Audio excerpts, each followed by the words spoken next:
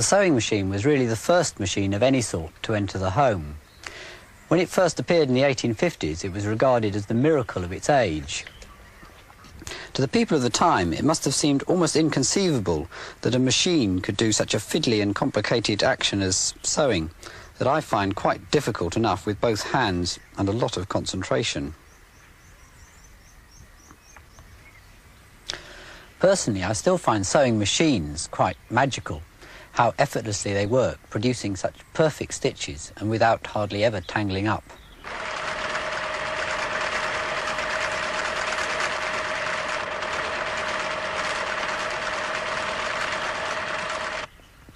To make a machine that directly imitated hand sewing would be very difficult.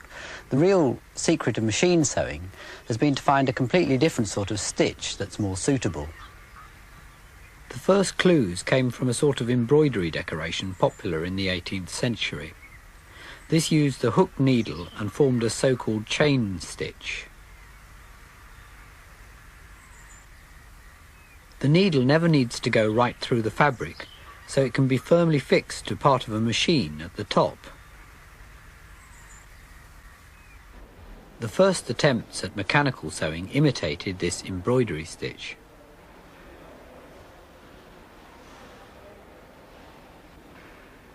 The first patent was granted to Thomas Saint, an English cabinet maker, in 1790. When a model was made from his drawings 100 years later, it had to be extensively modified before it would work. So it's doubtful whether Saint ever actually built one.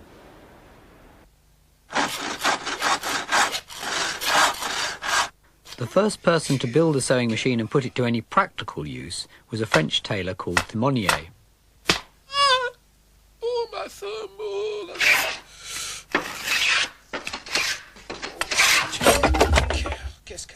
After years of failure, he finally patented a machine in 1830.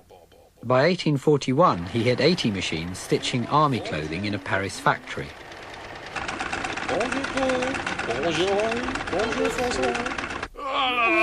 An angry crowd of tailors, fearing that the invention would rob them of their livelihood, then broke into the factory and destroyed the machines.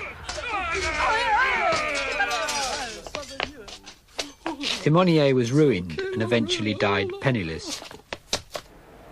This is a model of Thimonier's machine in the Science Museum, which exactly imitates the hand embroidery stitch. We're having some trouble in making it stitch, but we have got to made it do a few stitches. We're off, I think. Back again. Back again.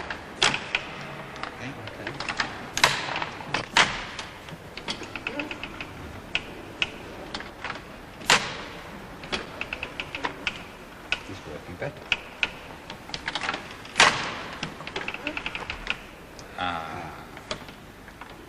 Keep Okay, it try down. and keep it. That's better.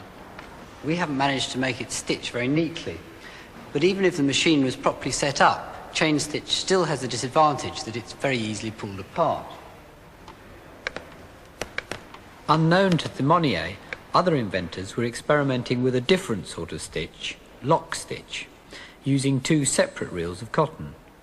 The machines were more complicated, but the stitches they produced were neater, and they didn't pull apart so easily. The secret of these machines was really the brilliant shape of the needle itself. We've made a giant one here, and you can see the eye is in the pointed end of the needle, and it has a groove all the way up one side that the thread can slip through. Well, with a real needle, if I push it through a bit of cotton and pull it out again, it automatically leaves a loop underneath. And all the machine needs to form a stitch is to pass the second reel of cotton through the loop. The first lock stitch machine was built in America by an inventor called Walter Hunt in about 1833. It didn't work very well, so he lost interest and didn't even bother to patent it. Elias Howe patented an improved machine in 1845, and despite an initial lack of interest, this then acted as a catalyst to other American inventors, and within 10 years all the major elements of a modern sewing machine had been introduced. I'm going to try and demonstrate these with this human sewing machine, stitching together two sheets of expanded polystyrene. The needle goes through the material, The bottom bobbin is pushed through the loop, the needle comes out and the stitch is pulled tight, and the material is pulled forward.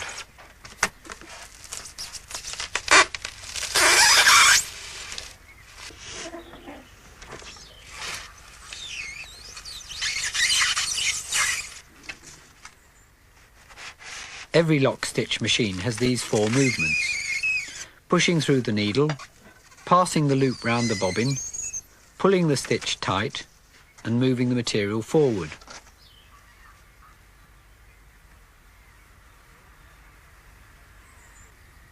The movements are all connected to the motor by a series of ingenious mechanical linkages.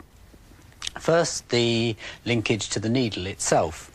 This is often just a crank, the simplest way to get an up and down motion from a rotation. Next, the device that pulls the stitch tight. This is basically an arm that flies up at the right moment, just as Ellie's was doing. But Ellie also had to grip the thread with her other hand to stop the thread being pulled from the reel instead of through the stitch. So on a sewing machine there's a sort of friction pulley between the cotton reel and the arm. It's getting the thread to pass cleanly through these two things before the needle that always makes threading up a machine so elaborate. The action of the arm itself is surprisingly simple. Just two levers fixed to the needle mechanism. It's wonderful what a vast range of movements can be derived from simple cranks and levers.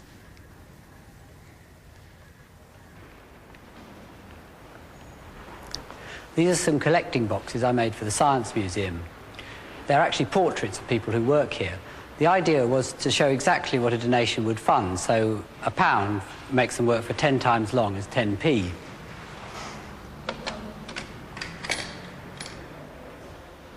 This is the curator. He takes the pipe out of his mouth and then scratches his head. If you look inside, you can see the arm is a simple crank connected to a geared motor.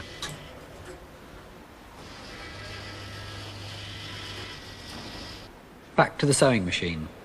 The next action is passing the thread loop round the bobbin. This is what Ian was doing in the human sewing machine. To me, this is the most magical part, how it manages to do it without tangling up. On a real machine, instead of passing the bobbin through the loop, the bobbin stays still and a sort of rotating hook pulls the loop so it's large enough to pass right over the bobbin. With the bobbin back in place, all you can actually see is the red thread slipping round the outside.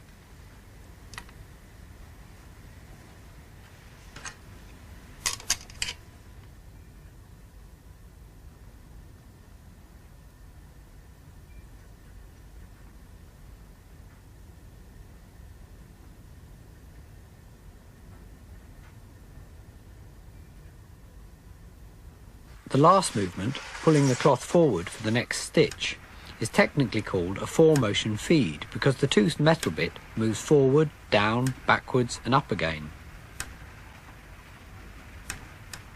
It does this with these two off-centre rings on the drive shaft. The one on the right pulls the claw backwards and forwards, the other one makes it go up and down.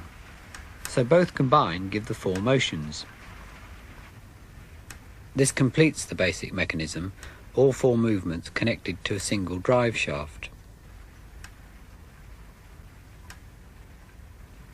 This is actually a toy made in Germany about 1893.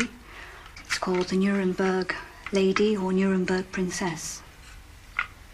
It's patented. The cotton goes in here, that's the bobbin. Comes through a tensioning system. Comes across to here. The needle would have been held in her hand. You see her head nods. Although it is a toy, it has all the mechanical characteristics of an ordinary sewing machine. I've been collecting sewing machines for about 15 years, and about 3 years ago a few of us got together and decided to form a society to pass on information and share information and find out what was going on. And it is now an international sewing machine collector society, which we shorten to ISMAX. And we have members all through the world, America, Australia, Hong Kong, all throughout Europe. And I just brought along one or two of my machines to show the very different types that are available. That comes from France, Germany, those are America, this is Glasgow, and that one's from Coventry, an English-made machine. And every one is slightly different, the way it developed. Well, a very unusual machine is this little one here. Unlike the rest of the machines, this isn't painted or brightly coloured. It's nickel-plated, looking a bit like a giant stapler. Very nice noise, a bit like a puffer train. Now, there's absolutely no reason whatsoever why this machine should have hands. No reason apart from being pretty. Why somebody should do it, I don't know. It was made in Coventry by a man called Starley, and his trademark was Lady Godiva on a horse. The lion, the beast. It was made by a Glasgow company called Kimball & Morton about 1863-ish. As a sewing machine, it's quite ordinary. It's just a shuttle mechanism. It's just unusual because of its shape. Now, this is a French machine. It's called La Populaire, and it's certainly a very popular machine among collectors. Although it's called, it works on an average system, we always call it the pusher.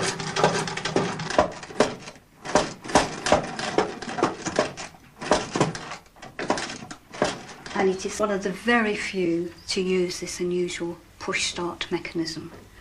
But we've seen all these very different looking, very complicated, very simple mechanism machines. But one of the simplest, one of the prettiest, one of the most popular, and probably, in my opinion, one of the best. The Wilcox & Gibbs.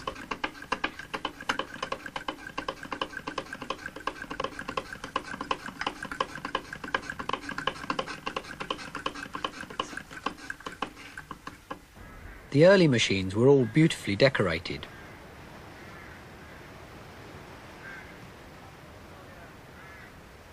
I think this was because the sewing machine was the first machine to enter the home. At the time, all other machines were industrial. Lavish decoration was an attempt to make them look more domesticated.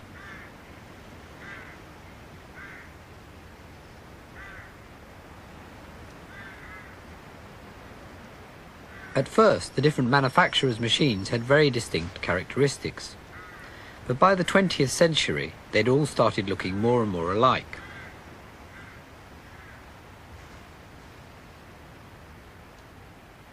This was partly due to the commercial dominance of one particular manufacturer.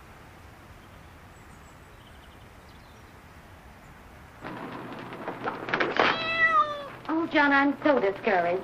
How can I ask anybody to this house the way the furniture looks? Well, it is pretty awful, but I don't suppose you could buy much with our money. Not unless a miracle happens. Ah, there's the miracle. Hurry, hurry, hurry, hurry. Answer that doorbell. That's the first time I ever saw a miracle in a two-pants suit. But it's the Singer Man.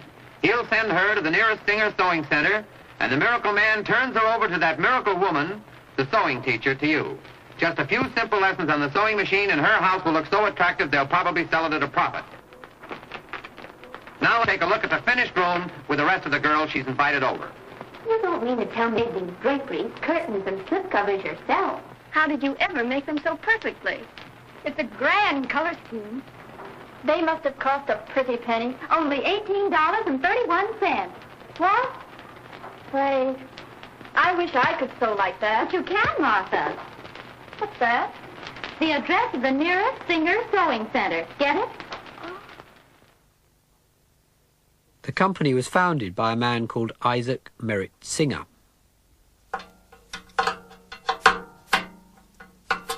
Although Singer was trained as a mechanic, his real love was the theatre. Julie, I've always loved you, honey. Can you ever forgive me? Oh, this is so sudden. Oh, Homer.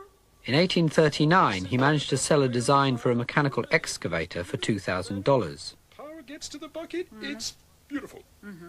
Okay, I'll buy it. And with the money, he set up his own theatre company called the Merritt Players. Oh, I'm rich. I'm rich. Now I can start my theatre company. Stick him up. Oh, no. Goddamn hell I will. Oh, See, honey, I told you I'd save you. Oh, Julie. my hero. Singer's theatre company went bankrupt after a few years. Then, in 1851, he came across an early, unreliable sewing machine. I could do better than this.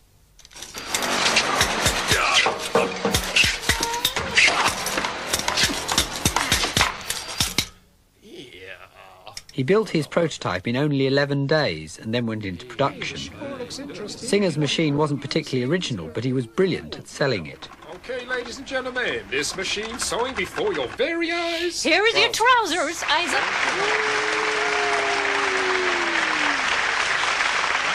There. Proves they're gonna work. Yep. In partnership with a sober lawyer called Clark, he started the first ever hire purchase scheme. By 1867, Singer was a very rich man with a total of 18 children from a variety of wives and mistresses. But because the machines were being sold to respectable homes, Clark then persuaded Singer to leave the country. It's a one-way ticket. Oh. You gotta leave town. No? Singer eventually settled in Torquay, where he died in 1875, leaving a total of 24 children.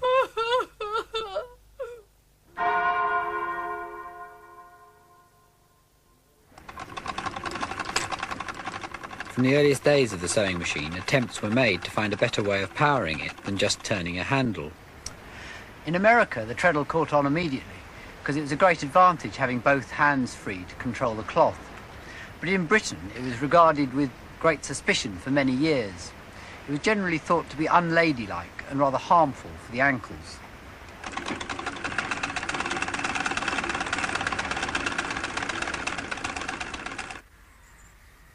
Attempts were made to power the machines by water wheels, giant clockwork motors and steam, but all were inconvenient. The first electric machines appeared in the 1920s. At first the motor was a separate lump bolted on. Only very gradually did it become integrated in the body of the machine.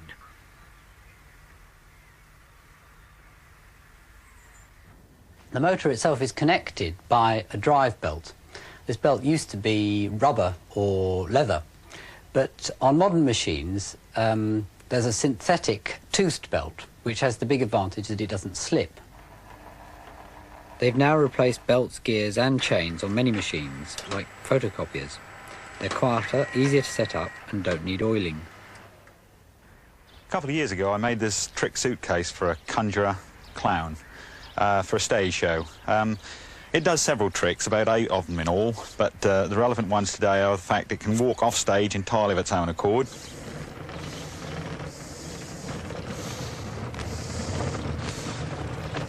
Whereupon it can stop, and then it can fall over. The drive mechanism has worked entirely on tooth belts. I use them quite a bit.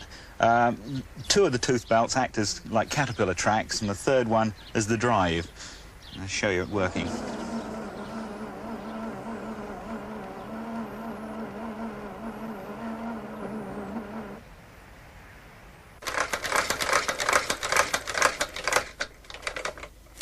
There are limitations to the movements you can get out of simple cranks and levers, so a lot of sewing machines also use cams. This machine's actually a cobbler's machine used for sewing leather. The cams can create a much wider range of movements using irregularly shaped slots and discs like this one.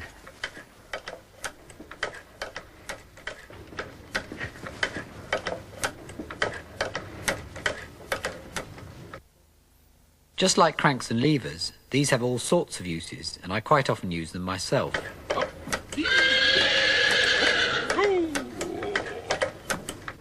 This is the warder in the Science Museum. I made the warder with a simple crank at first, but then he just moved his head evenly from side to side. And it didn't look at all realistic, it looked entirely mechanical. So I swapped it for a cam, and then that gave it its sort of jerky motion, and he actually looked as if he was looking around. And looking down at his watch was the same. Instead of a continuous down and up movement, it needed to be down, pause, and up. so I used another cam. This is a doctor I made who writes out illegible prescriptions. Cams can be used for really complicated movements.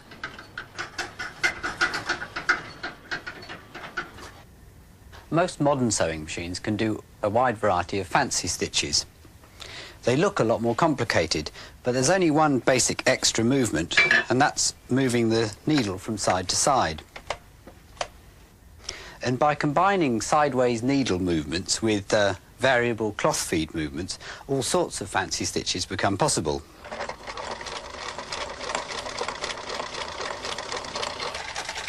Each stitch has a different cam. If I change to a different stitch, the cam follower moves, and you can see it moving to a different rhythm.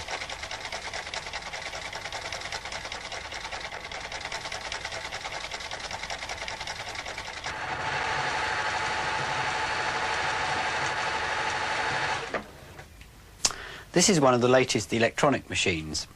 The idea behind it is really quite simple. Instead of using cams to vary the needle and the cloth movement, it uses these devices called stepper motors. Each pulse of electricity I send it makes it go round one step. And I can use it to move a lever in just the same way as a cam. I'll try and imitate it over here.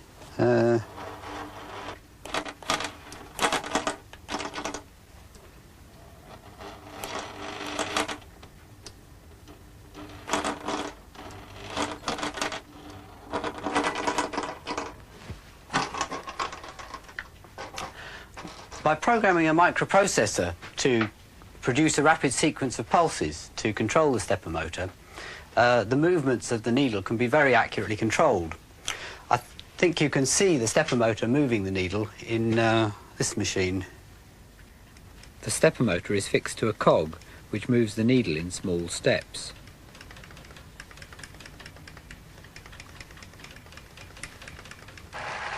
This machine is a Pfaff. Today, Singer has lost its market dominance, and German and Swiss manufacturers now produce the most advanced machines. But I'm not convinced that all the electronics is really a good idea in the sewing machine. However good the design, there's still an awful lot more to go wrong than in a basic machine. And I'm not sure that all the fancy stitches are really worthwhile. The service engineers I've talked to say that a lot of people never use them. With the old mechanical machines that used to last anything up to 100 years, the lack of obsolescence was quite a problem for the manufacturers. Singer used to have a policy of breaking up any machines taken in part exchange to reduce the supply of second-hand ones. I suspect all the complexity of the fancy stitches has added quite a convenient degree of obsolescence. But anyway, the golden age of the domestic sewing machine is perhaps already past. Make me a gown that is a perfect fit, like the one you made for Lady Di. When it first appeared, there were no clothes shops anywhere. You either made your own, the tickles! or if rich enough, got a tailor to do it. It will be a couple of weeks, ma'am. Even a generation ago, most families made some of their own clothes.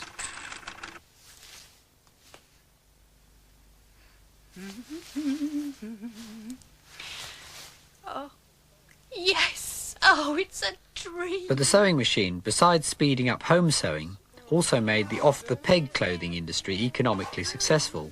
Yes, I think... Home dressmaking is today just a minority hobby, and the home sewing machine has lost its central importance.